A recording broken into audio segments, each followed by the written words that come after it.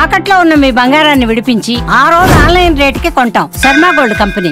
మా అమ్మ cancer patient అయినా కూడా డబ్బులు చాలా ఐలపూర్ ఉన్నారని చెప్పి 7 నెలల నుంచి ఫస్ట్ వచ్చి అతని ఇంటికి వెళ్తే నన్ను కొట్టి నా గొంతు పిసికేసి అక్కడ రూమ్ రెంట్ కట్టలేదని చెప్పి బయటకు వచ్చేసిన వాళ్ళు 40 మంది 50 మంది ఉన్నారు. నమస్తే, వెల్కమ్ టు సుమన్ టీవీ. ప్రతి వ్యక్తి కూడా తను ఎదగాలంటే ఏదో ఒక పని చేయాలి, తన మానవ జీవితం కూడా అభివృద్ధి చెందాలి అని అంటే ఏదో ఒక జాబ్ చేస్తూ కూడా వాళ్ళ కుటుంబాన్ని పోషించుకునే క్రమం అయితే మనం చూస్తూ ఉంటాం.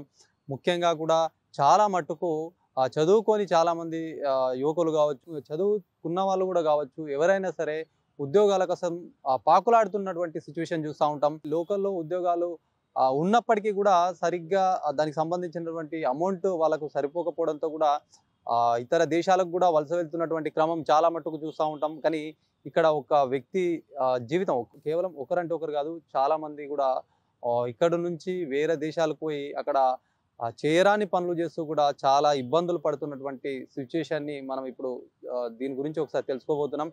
ఎందుకంటే ఇక్కడ ఉన్నటువంటి ఒక ఏజెంట్ మోసం చేయడం వల్ల కూడా కొన్ని సంవత్సరాల పాటు అక్కడ వేరే దేశంలో ఇబ్బందులు పడి మళ్ళీ ఎన్నో కష్టాలు ఎదుర్కొని కూడా స్వదేశంకి వచ్చారు. మరి ఇక్కడ స్థానికంగా వచ్చారు. ఆంధ్రప్రదేశ్లోని అమలాపురంకి సంబంధించినటువంటి కొంతమంది బాధితులు ఉన్నారో వీళ్ళంతా కూడా ఒక ఏజెంట్ ద్వారా మోసపోయిన ఘటన కూడా నిజామాబాద్ జిల్లాలో ప్రస్తుతం కలకలం సృష్టిస్తుందని చెప్పొచ్చు. ఎందుకంటే వాళ్ళ జీవితాలు కూడా ఆగమయ్యాయని చెప్పి వాళ్ళ ఆవేదన వ్యక్తం చేస్తున్నారు. వాళ్ళు ఇక్కడ నిజామాబాద్కి సంబంధించినటువంటి ఒక ఏజెంట్ దగ్గరికి వెళ్ళి అక్కడ తన సర్వం కోల్పోయాము, చాలామంది ఒక్కరంటే ఒకరు కాదు, ఇట్లాంటి వ్యక్తులు కూడా చాలామంది తన చేతిలో మోసపోయారన్నారు.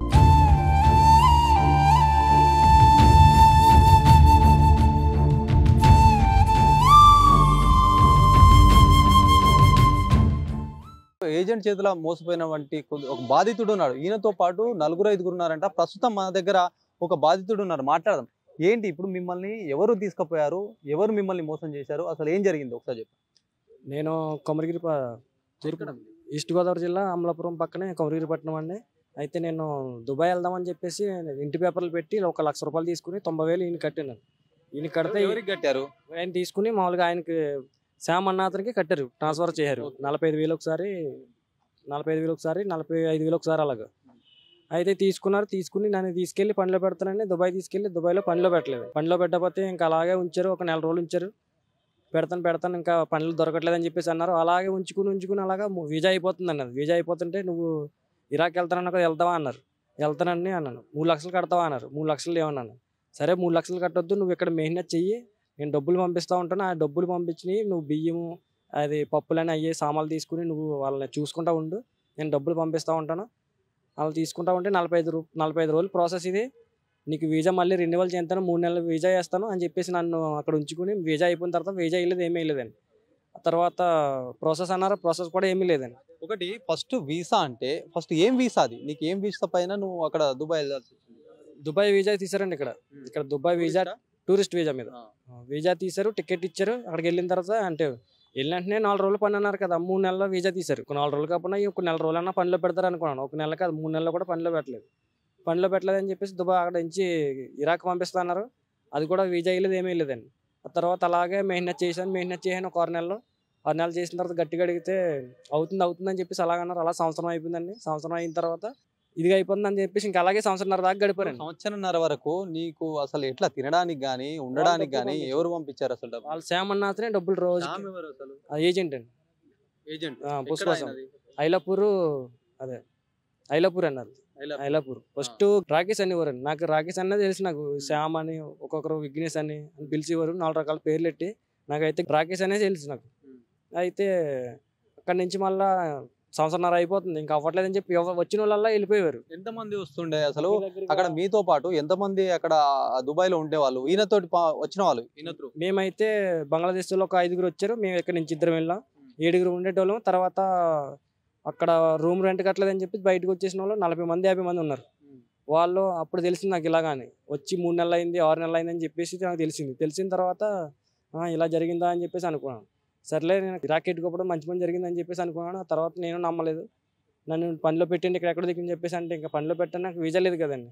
ఇంక వీజా లేదని చెప్పేసి ఇంకా వచ్చినట్టు వెళ్ళిపోతుంటే నేను ఇంకా కనమ 5 నెలలు 6 నెలలు అలా బయట తెలిసిన వాళ్ళ దగ్గర ఉంటా తింటా ఎలా తెలుసుకుని ఇంటికి అవుట్ పాస్ చేయించుకుని ఇంటికి వచ్చినప్పటికి నేను వచ్చినని తెలిసిన తర్వాత నా దగ్గర మళ్ళీ పాస్పోర్ట్ తీసుకుని కెనడాకి పంపిస్తానని చెప్పేసి ఎవరు తీసుకున్నారు, నువ్వు వచ్చినావు అనే విషయం ఎవరికి తెలిసింది? వాళ్ళకే తెలిసింది. నేను ఇలా వచ్చానని చెప్పి అంటే వస్తానని చెప్పేసి చెప్పాను వాళ్ళకి. నేను వస్తానని చెప్పి చెప్పిన తర్వాత ఆల్రెడీ ప్రాసెస్ జరుగుతుంది, నువ్వు పాస్పోర్ట్ అయ్యి డీటెయిల్స్ ఇవ్వి అని చెప్పేసి శ్యాము వేరే అతను పంపిస్తే ఆయన వచ్చి నా పాస్పోర్ట్ అయ్యి తీసుకుని డీటెయిల్స్ అయ్యి తీసుకుని వెళ్ళాడు.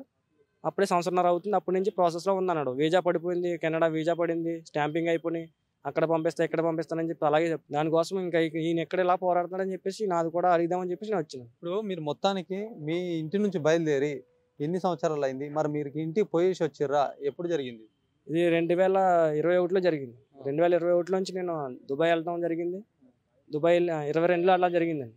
దుబాయ్ వెళ్ళటం, మళ్ళీ తిరిగి రావటం, ఇంటి దగ్గర ఉండటం, అదే పాస్పోర్ట్ ఇవ్వటం, మళ్ళీ ఇంటికి వెళ్ళిపోవటం, డైలీ ఫోన్ చేసి అడగటం, వారం రోజులు అయిపోద్ది 10 రోజులు అయిపోద్ది, పాస్పోర్ట్ వచ్చేస్తుంది, వీజా పడిపోయింది, పాస్పోర్ట్ పోస్ట్కి వెళ్ళిపోయింది అదని చెప్పేసి ఇంకా అలాగే చెప్పుకొచ్చి అలా రోజులు నెలలు సంవత్సరం లాగా గడిపుకొచ్చారు. ఇప్పటికి నేను అక్కడ దుబాయ్లో చేసుకున్నా, డబ్బులు సంపాదించుకుంది, మళ్ళీ వెళ్తున్నా అక్కడికి, ఏది లేకుండా చేశారండి. మొత్తం పని లేదు, ఏమీ లేదు. పాస్పోర్ట్ తీసుకుని వేరే కంట్రీకి వెళ్దామన్నా పాస్పోర్ట్ కూడా ఇవ్వట్లేదు. పని అయింది అని చెప్తున్నారండి. మీకు అక్కడ ఎట్లా ఉంటుండే దుబాయ్లో మీకు ఉండడం కానీ? ఇప్పుడు అక్కడ మొత్తానికి ఎక్కడనో వెళ్దాం అనుకొని అక్కడ ఉన్నావు, అక్కడ ఉంటే నీకు ఏమైనా ఇబ్బందులు అయిండేనా? ఎట్లా ఉంటుండే నీకు? ఇబ్బంది అంటే అక్కడ తెలిసిన వాళ్ళు వాళ్ళ ఏజెంట్లు అన్న వాళ్ళు అలాగే చేస్తున్నారని చెప్పేసి అక్కడ ఉన్న వాళ్ళు అర్థం చేసుకుని అక్కడ రూముల్లో పెట్టడం, ఫుడ్ అయ్యి కొంచెం చూసుకోవటం, రొట్టె తింటాము, అది తింటాము, ఒక పూట తిన లేకపోవటం. అంటే ఈయన అంటే డబ్బులు కట్టేవాడు, ఓన్లీ పప్పు, డైలీ పప్పు, పొద్దున పప్పు, సాయంత్రం పప్పు ఉండేది, ఇంకా అదొకటి, ఇంకా ఏం ఉండేది కాదు. నీకు జీతం కానీ ఏం లేదు? పట్టిగా వాళ్ళు చేయమన్నారు, చేస్తున్నావు, మళ్ళీ ఎక్కడో తీసుకుపోయి నీకు వేరే దేశానికి పంపిస్తా, అప్పటి వరకు చెయ్యి అంటే చేసినావు, అంతేనా? రైట్. చూడొచ్చు ఇక్కడ ఉన్నటువంటి ఒక ఏజెంట్ కొంతమందిని, ఇప్పుడు ఈ వ్యక్తితో పాటు కూడా మరే 4-5 వ్యక్తులు ఉన్నారు, వాళ్ళు కూడా మోసపోయారని చెప్తున్నారు. ఈ వ్యక్తిని తీసుకుపోయిన అతను ఇంకొకరు ఉన్నారు, మాట్లాడదాం, ఆయన ఏం చెప్తారు. అసలు మొత్తానికి ఇక్కడ జరిగినటువంటి సిచ్యువేషన్ ఏంటంటే, ఒక వ్యక్తి చేతిలో వీళ్ళు బాధితులు మోసపోయారు. ఆ మోసం చేసినటువంటి వ్యక్తికి ఈయన ముందు పరిచయం అన్నట్టు. ఏం పరిచయం అని తెలుసుకుందాం. మీకు ఇంతకుముందు శ్యామ్ అనే ఒక వ్యక్తి పేరు చెప్తున్నారు, ఐలాపూర్ అని చెప్పి, మీకు ఏం పరిచయం? అసలు ఏం పరిచయం లేదు, జస్ట్ ఆఫీస్ ద్వారా ఇరాక్ పంపుతారని చెప్పేసి చెప్పారు కాబట్టి నేను వెళ్ళి ఇలాగ మాట్లాడి ఇరాక్ పంపుతారని చెప్పేసి సరే అని చెప్పేసి ఇంకా వాళ్ళు 2 మనుషులు వెళ్ళారు. పంపించారు 2 మనుషుల్ని? ఎవరు, ఎక్కడి నుంచి? ఇరాక్, మా ఇంటికి నుంచే ఇరాక్ వెళ్ళారు. నేనే పంపించాను. ఇరాక్ వెళ్ళారు. ఇరాక్ వాళ్ళు చూసి ఇంకా మన వాళ్ళు వచ్చారు. వాళ్ళు చూసి మన వాళ్ళు వచ్చి ఒకళ్ళేమో ఇరాక్ అని పెట్టారు, తర్వాత ఇజ్రాయెల్ కానీ కెనడా కానీ పంపిస్తాను చెప్తే దానికి కూడా పెట్టుకున్నారు. ఆ పెట్టుకున్న ప్రకారమే వాళ్ళ అమౌంట్ ఇచ్చిందే నేను ట్రాన్స్ఫర్ చేశాను. వాళ్ళు నాకు ఎలా ఇచ్చారో అలాగే ట్రాన్స్ఫర్ చేశాను. ఎంత అమౌంట్ అంటే ఒక వ్యక్తిని పంపించడానికి మీకు మీరు ఎంత పర్చేజ్ చేస్తారు అంటే ఎంత తీసుకుంటారు? ఇప్పుడు మామూలుగా అతను ఎంత చెప్తాడో దాన్ని బట్టి మామూలుగా మాకు కమిషన్ ఉంటుంది. కరెక్టే, కమిషన్ ఉంటుంది. ఒక మామూలుగా ఇరాక్ అయితే 90,000 తీసుకుంటున్నారు. ఇరాక్ కాదు, ఈ దుబాయ్కి అయితే వాళ్ళు 80,000 తీసుకుంటే నాకు 10,000 కమిషన్. అది ఆ 10,000 కూడా మళ్ళీ వాళ్ళకి డబ్బు ఏమైనా తక్కువ వచ్చినా నేను భరించవస్తుంది. అంటే నేను ట్రాన్స్పోర్ట్ కానీ ఇవన్నీ నేను భరించుకుంటాను. అది అలాగా వాళ్ళు ఇచ్చిన దాంట్లో 20% చేసుకున్నాను. కానీ వాళ్ళ మనిషి వెళ్ళలేదు, వాళ్ళ అమౌంట్ తీసుకోలేదు. పైన నేనే వాళ్ళ అమౌంట్ కాక నా ఖర్చుతో పెట్టుకున్నాను. ఎందుకంటే నాకు మీరు పడ్డది కాబట్టి ఒప్పుకున్నా కాబట్టి. వాళ్ళకు నెల అయినా 2 నెలలైనా 2 సంవత్సరాలైనా వాళ్ళకి రూమ్కి ఖర్చులకి తీసుకొచ్చి హాస్టల్ ఫుడ్కి వాళ్ళు 1 రూపాయి పెట్టలేదు, నేనే పెట్టుకున్నాను. ఆ నష్టపరిహారమే నాకు ఇవ్వమని, అది వాళ్ళ డబ్బులు కూడా సరిపెట్టేసి క్లియర్ చేసామని చెప్తే నీకు 1 రూపాయి నీకు ఎలా ఇస్తాను, నీకు 1 రూపాయి అవసరం లేదు, వాళ్ళకి ఇంత అమౌంట్ ఇవ్వాలి కదా అదే ఇచ్చేస్తాను అని చెప్పేసి అంటున్నారు. అసలు ఇప్పుడు ఫస్ట్ మీరు ఒక 2 పంపించారు, వాళ్ళిద్దరు మంచి సెట్ అవుతున్నారు అనే ఉద్దేశంతో ఇంకో కొంతమంది మీకు ఆశ్రయించారు. వాళ్ళని కూడా ఇంకో ఎంతమందిని పంపించారు మీరు? అట్లా అలాగే 5 ఇస్తే 5 ఒకటి వెళ్ళలేదు. 5 ఎక్కడి వరకు అసలు మొత్తానికి వెళ్ళలేదా? మొత్తానికి వెళ్ళి అందరు ఇక్కడ ఉన్నారు. ఇప్పుడు ఒక్కతను వెళ్ళారా? ఒక్కతను వెళ్ళారంట. ముందు 2 వెళ్ళిపోయారు కదా, 2 వెళ్ళిపోయిన తర్వాత 5 వస్తే 5 నుంచి ఒక్కడు వెళ్ళలేదు. ఈయన పరిస్థితి కూడా ముందు ఇతను పంపిస్తారని చెప్పేసి డబ్బులు తీసుకున్నాడు. డబ్బులు తీసుకున్నాక అతని దగ్గరే పెట్టుకుని మనిషిని పనిలో పెడతానని చెప్పేసి పాస్పోర్ట్ వీసా అంతా అయిపోయినాక దుబాయ్కి పంపించారా? దుబాయ్కి వెళ్ళాడట కదా? దుబాయ్కి వెళ్తాను, దుబాయ్కి పంపించాడు. పనిలో పెట్టకుండా వాడిని వాడేసుకుని ఇక్కడ నుంచి అతను సొంతంగా మనుషుల్ని క్యాన్సిల్ తీసుకుని ఇతని దగ్గర పనిలో పెట్టుకున్నాడు. ఈయన వండి చేసి సామాన్లు తేవడం అలాగే చూసుకునేలాగా చేశాడు. అతను జీతం ఇవ్వలేదు, పనిలో పెట్టలేదు, ఏం చేయలేదు. 2 సంవత్సరాల నుంచి ఖాళీగా తీసుకుని వచ్చాడు. అది వేస్ట్ అయిపోయింది. ఆ 90,000 వేస్ట్ అయిపోయింది. తర్వాత మళ్ళీ పాస్‌పోర్ట్ తీసుకొని మళ్ళీ పంపిస్తా అని చెప్పేసి ఇప్పటికి పాస్‌పోర్ట్ అవ్వలేదు. ఒక పని అవ్వలేదు. ఓకే. ఆయన వర్షన్ అయిపోయింది. ఇప్పుడు మిగతా వాళ్ళు ఇంకా నలుగురు అంటున్నారు కదా! వాళ్ళని అంటే డబ్బులు తీసేసుకున్నారా? వాళ్ళ దగ్గర పంపియలే. నలుగురిలో ఒక డబ్బులు క్లియర్ అయింది. ఆ? ఎంత తర్వాత కట్టారు వాళ్ళు నలుగురు కలిసి ఎంత కట్టారు?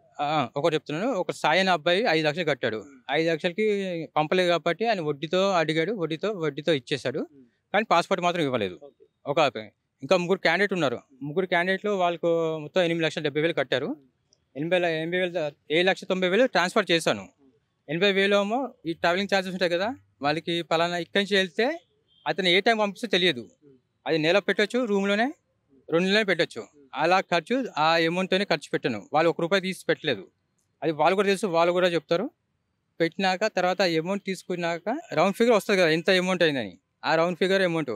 అయితే వాళ్ళు సెటిల్మెంట్‌కి వస్తే సెటిల్మెంట్ జరిగింది. 8,70,000కి 5,70,000 సెటిల్మెంట్ అయింది. అయితే 5,70,000 సెటిల్మెంట్‌కి రాసిచ్చాడు. 3 చెక్‌లు రాసిచ్చాడు మాకు. ఆ చెక్స్ మేము బ్యాంక్‌లో వేద్దామంటే మా బ్యాంక్‌లో కూడా వేయనీయలేదు. డబ్బులు ఇస్తా అని చెప్పేసి ఫోన్‌పే కొట్టిస్తా అని చెప్పేసి అలాగా లేట్ చేశాడు. ఆ టైం మెన్షన్ అయిపోయినాయి. 2023 ఆ సంవత్సరం చెక్‌లు కూడా ఇప్పుడు ఇంకా నా దగ్గర ఉన్నాయి. అవి ఏం చేశాడు మమ్మల్ని నమ్మించేసి ఇక్కడి నుంచి ఆఫీస్‌కి వెళ్ళామా చెక్‌లు ఇచ్చేస్తాడు. మేము చెక్‌లు ఇచ్చేస్తారని చెప్పి సంతోషంగా వెళ్ళి మేము పోలీస్ స్టేషన్‌లో మాకు చెక్‌లు ఇచ్చాడు. ఈ పలానా టైంకి మాకు అకౌంట్ పడతాయని మేము అనుకున్నాం. తెలివిగా ఏం చేస్తాడు మాకు చెక్‌లు ఇచ్చినట్టు ఇచ్చేసి క్యాన్సిల్ చేసుకున్నాడు చెక్‌లు. మాకు తెలియదు ఆ విషయం. సార్ మీరు ఎట్లా అప్రోచ్ ఇప్పుడు ఈ వీళ్ళకి సంబంధించి మీరున్నారు వీళ్ళ ముందల మీరు పోయిర్రు అప్రోచ్ అయ్యారు మరి మీకు ఒక టైం పెట్టారంటున్నారు మరి టైంలో ఎంత సెటిల్ అయింది మరి ఇప్పటి వరకు ఏమని చెప్తున్నారు వాళ్ళు అలాగే సెటిల్ అని చెప్పేసి 4 సంవత్సరాల నుంచి సెటిల్మెంట్ అయ్యి వాళ్ళ అమౌంట్ కోసం అనుకున్న టైంకి ఇచ్చేస్తే ఇంత ఇబ్బంది కాదు. ఇప్పుడు అనుకున్న టైం కాకుండా ఇప్పుడు ఇవ్వలేదు కాబట్టి వాళ్ళు ఇంకా డిమాండ్ వడ్డీతో సహా ఇవ్వమంటున్నారు. వడ్డీతో సహా ఇవ్వమంటున్నారు కాబట్టి బాధితులు ఇతను నేనెందుకు వడ్డీతో ఇస్తాను అని చెప్పేసి సెటిల్మెంట్ అయింది కాబట్టి మరి సెటిల్మెంట్ టైంకి ఇవ్వాలి కదా! ఇవ్వలేని లేట్ చేశాడు. అది పోనీ అసలు ఇచ్చామన్నప్పటికి ఇవ్వలేదు. అయితే వాళ్ళు నన్ను పట్టుకుని ఇప్పుడు వాళ్ళ సెటిల్మెంట్ చేశారు కదా!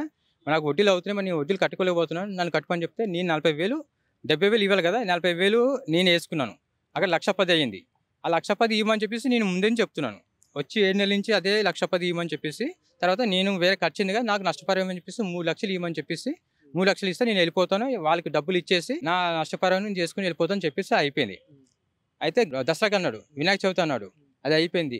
ఇప్పటికి 7 నెలలు అయింది. 7 నెలల నుంచి నేను ఇక్కడ ఉన్నాను. సరే వీళ్ళు మామూలు పిలిచి సరే వెళ్దామా ఇంటికి అని చెప్పేసి నిన్న వెళ్తే నన్ను అటెంప్ట్ మర్డర్గా కొట్టి గొంతు పిసికేసి బలవంతంగా వాళ్ళ గ్రామస్తులు కాబట్టి వాళ్ళు మనుషులు తెప్పించుకొని నా ఫోన్ చేసి డైలీ 100కి డైల్ చేద్దామంటే ఫోన్ లాగేసుకున్నారు. జస్ట్ అది వైట్ పేపర్ వాళ్ళే రాశాడు. రాసి నా మీద సంతకం పెడితే కానీ బయటికి నన్ను పోనీయలేదు. నేను పెట్టని చెప్పేసి అన్నాను. అది కట్ చేయమని కూడా చెప్పాను. కట్ చేయలేదు.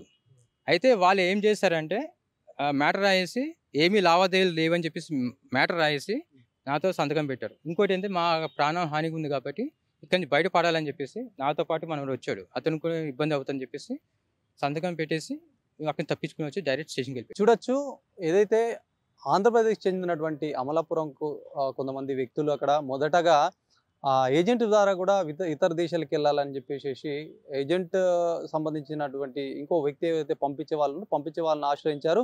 మొత్తానికి ఒక వ్యక్తి వెళ్ళి అక్కడ నరకయాతన పడ్డాడు. ఇప్పటి వరకు కూడా ₹1 లేదు ఏదో ఇగో పంపిస్తాం అగో పంపిస్తాం అని చెప్పడమే తప్ప పంపించలేదని బాధితుడు మహేష్ చెప్తున్నటువంటి పరిస్థితి.